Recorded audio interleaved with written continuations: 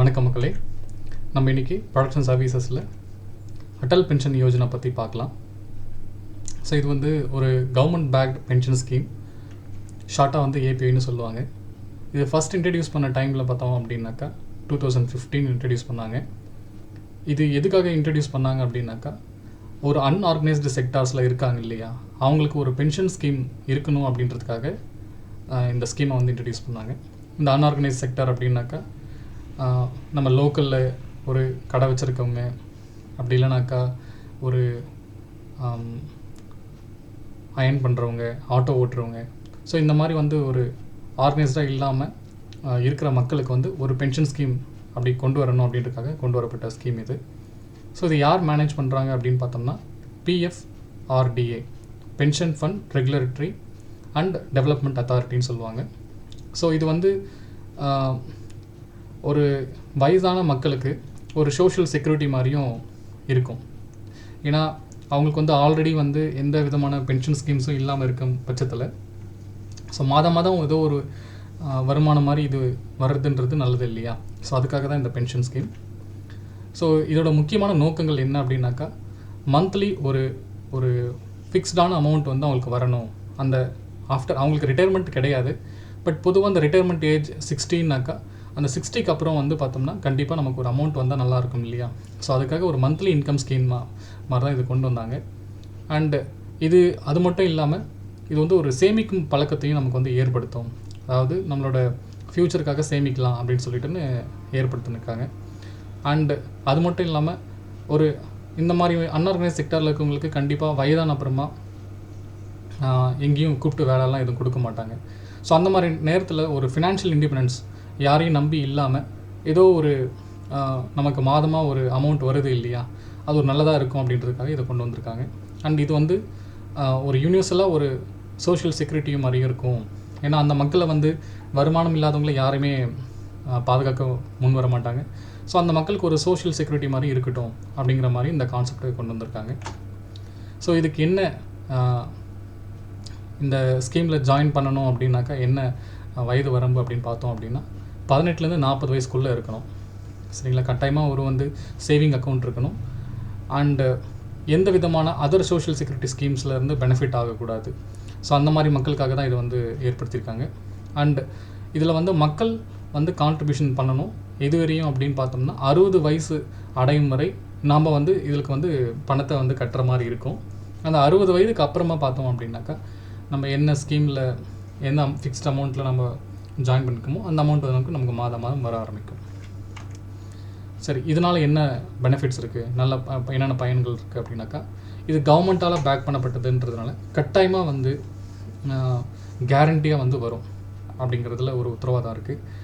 And இந்த amount வந்து நம்ம எவ்வளோ வேணும்னு சொல்லிட்டு நம்ம எந்த வயதில் நம்ம வந்து ஜாயின் பண்ணுறோமோ அதுக்கேற்ற மாதிரி கான்ட்ரிபியூஷன் வரும். ஸோ அதுக்கேற்ற மாதிரி நம்ம ஒரு சின்ன அமௌண்ட்டே கான்ட்ரிபியூட் பண்ணுற மாதிரி இருக்கும். அண்டு ஃபார் எலிஜிபிள் கஸ்டமர்ஸ் வந்து கவர்மெண்ட் கான்ட்ரிபியூஷனும் இருந்தது.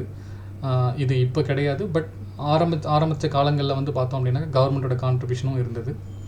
அண்ட் இது மட்டும் இல்லாமல் இது வந்து நாமினிக்கும் அந்த பெனிஃபிட் வந்து சேரும். ஸோ இது நம்மளோட முடியுமா அப்படின்னு பார்த்தோம்னாக்கா நமக்கு அப்புறம் அந்த நாமினிக்கும் வந்து சேரும்.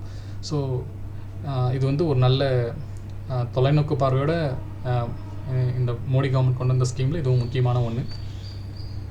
அண்டு இதோட கான்ட்ரிபியூஷன் எப்படி இருக்கும் அப்படின்னு பார்த்தோம் அப்படின்னாக்கா, மந்த்லி நம்ம இதுக்கு பணம் கட்டுற மாதிரி இருக்கும். நிறைய ஹையர் அமௌண்ட் கட்டுறோம் அப்படின்னும் போது ஹையர் கான்ட்ரிபியூஷன்ஸ் கட்டுற மாதிரி இருக்கும் பட்சத்தில் நமக்கு அந்த பென்ஷன் அமௌண்ட்டும் நல்ல அந்த 5,000 இதுக்கும் நம்ம ட்ரை பண்ணலாம். இது எப்படி கான்ட்ரிபியூட் ஆகும் அப்படின்னாக்கா, மாதம் ஆனாக்கா அதுவே ஆட்டோமேட்டிக்காக 1ஆம் தேதி அந்த இதில் இந்த அக்கௌண்ட்லேருந்து அந்த பணத்தை வந்து பிடிச்சிக்கும். அதே மாதிரி இன்கேஸ் பணம் இல்லாத பட்சத்தில் டிலேடு பேமெண்ட்ஸ் அதை வந்து கன்சிடர் பண்ணுவாங்க. அதுக்கு ஒரு பர்டிகுலர் ரேஞ்சில் வந்து பெனால்ட்டியும் உண்டு. சரி, இது கவர்மெண்ட்டும் கான்ட்ரிபியூட் பண்ணணும்னு சொல்லியிருந்தோம் இல்லையா. ஸோ கவர்மெண்ட் கான்ட்ரிபியூட் பண்ணது வந்து பார்த்தோம் அப்படின்னாக்கா ஒரு 50% வந்து கான்ட்ரிபியூட் பண்ணிகிட்ருக்காங்க. அது வந்து பார்த்தோம் அப்படின்னா ஒரு 1,000 rupees per year or 5 years, whichever is lowerன்னு சொல்கிறாங்க. அண்டு இது வந்து எல்லாருக்குமே இருக்குது அப்படின்னு பார்த்தோம்னா இது யாருக்கு அப்படின்னாக்கா இதை இன்ட்ரடியூஸ் பண்ண டைமில் those are joined before 31st and March 2016 வரையும் இதில் ஜாயின் பண்ணுறவங்களுக்கு இந்த கவர்மெண்ட்டோட கான்ட்ரிபியூஷன் வந்து இருந்தது. அண்ட் இது வந்து ஒரு லாங் டேர்ம் சஸ்டைனபிலிட்டிக்கான ஒரு ஸ்கீம். சரிங்களா? ஸோ இதில் எக்ஸிட் ஆகலாம் அப்படின்னாக்கா அதுக்கான ஆப்ஷன்ஸ் என்னென்ன இருக்குதுன்னு பார்க்கலாம். பொதுவாக இந்த பென்ஷன் பெனிஃபிட் வந்து நமக்கு 60 வயசுக்கு அப்புறமா தான் ஸ்டார்ட் ஆகும். ஸோ அந்த ஃபிக்ஸ்டு அமௌண்ட் என்ன நம்ம வந்து கான்ட்ரிபியூட் பண்ணியிருக்கோமோ அதுக்கேற்ற மாதிரி அந்த ஃபிக்ஸ்டு பென்ஷன் அமௌண்ட் நமக்கு வந்து வரும்.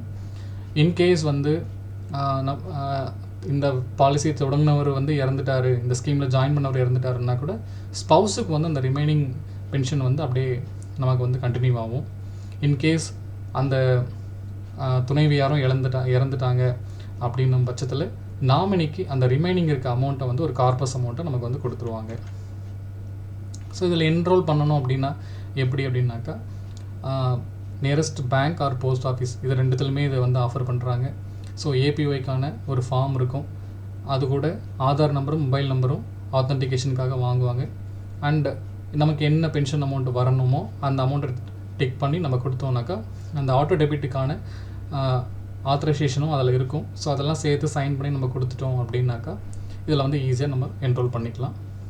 அண்ட் இதில் பொதுவாக கேட்கப்படுற கேள்விகள் என்ன அப்படின்னாக்கா யார் அப்ளை பண்ணலாம் அப்படின்னாக்கா எனி இந்தியன் சிட்டிசன் 18லேருந்து 40 வயசுக்குள்ளே இருக்கவங்க இதுக்கு அப்ளை பண்ணலாம். பென்ஷன் அமௌண்ட் சேஞ்ச் பண்ணலாமா அப்படின்னாக்கா தாராளமாக சேஞ்ச் பண்ணிக்கலாம். வருஷத்தில் ஒரு முறை மட்டும் அந்த மாதிரி நம்ம சேஞ்ச் பண்ணிக்கிறதுக்கு நமக்கு ஆப்ஷன் இருக்குது. இன்கேஸ் நான் இதை கட்டலை அப்படின்னாக்கா என்ன ஆகும் அப்படின்னு சொல்லி கேட்டிருக்காங்க. அதில் வந்து பார்த்தோம் அப்படின்னா ஃபஸ்ட்டு 6 months நம்ம வந்து எதுவுமே அதில் அமௌண்ட் க்ரெடிட் ஆகலை அப்படின்னாக்கா ஃபஸ்ட்டு வந்து ஃப்ரீஸ் ஆகும். அதாவது இந்த அக்கௌண்ட் வந்து சைடில் இருந்துட்டு இருக்கும். அப்புறம் 24 மாதத்துக்கு அப்புறமா ஆட்டோமேட்டிக்காக இது வந்து க்ளோஸும் ஆக செய்யும். So how to check my ABO account details எப்படி இதை வந்து தெரிஞ்சுக்கலாம் அப்படின்னாக்கா ஆன்லைனில் பேங்க் ஆன்லைன் போர்ட்டல் மூலமாகவும் நம்ம தெரிஞ்சுக்கலாம்.